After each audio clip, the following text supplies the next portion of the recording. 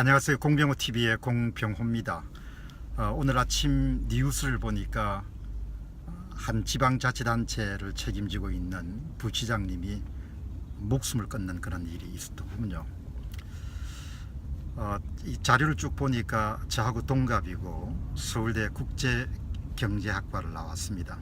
1987년도에 행정고시를 통과했고 그 다음에 건설교통부에서 경력을 쌓았고 2014년도에 건설교통부의 기획실장까지, 아마 기획실장이 차관보급이 아니겠냐는 생각하게 됩니다. 계산을 해보니까 정말 열심히 산 분이구나 그런 생각을 했습니다. 1987년이면 대개 정말 막 그렇게 빨리 행정고시가 된 건 아니지만 어쨌든 그 당시에 대학생들이 갖고 있던 그런 생각으로 미뤄보면은 대단히 정통 관료 출신으로 그렇게 성장해 온 것이죠.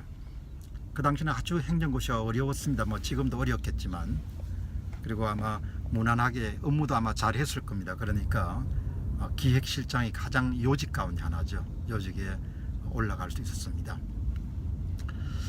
그 기사를 이렇게 가만 보면서 뭐 어떤 사람들은 뇌물을 받았으니까 검찰 수사 압력을 이기지 못해서 목숨을 끊었다, 뭐 이런 이야기도 할 수 있지만, 제가 그걸 보면 한국 사회에 살다 보면 이제 타협을 해야 될 때가 가끔 있죠. 타협을 해야 될 때가 있고, 그 다음에 넘어서는 안 되는 그런 선이 있는데, 살다 보면 또 그런 선을 넘는 경우들이 들어 발생합니다. 뭐 옳다는 이야기는 아닙니다. 그러나 그 선을 넘음으로 인해 가지고 자신이 그동안 쌓아왔던 모든 것을 다, 명예건 아니면 모든 것을 다 잃어버리는 경우를 자주 목격하게 됩니다. 근데 저도 나이가 들어서 주변에 젊은 날 함께 했거나 아니면은 또 학교를 같이 다녔던 사람들이 대부분 이제 직장 생활을 정리하는 그런 시점이 됐기 때문에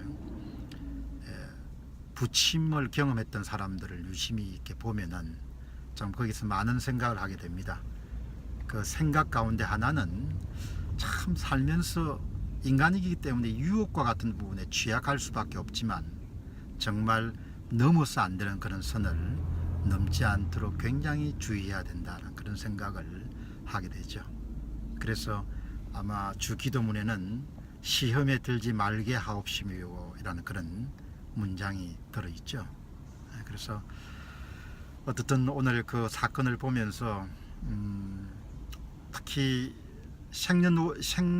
생년도가 같기 때문에, 그리고 동시대 같은 시기에 대학을 다녔고 또 그와 같은 경력을 얼마든지 어떻게 이분이 살아왔겠구나 하는 것을 유추할 수 있기 때문에, 사람이 어떤 선을 넘었을 때 치르는 그런 비용이라는 것이 참 크다는 그런 생각을 해보게 됩니다.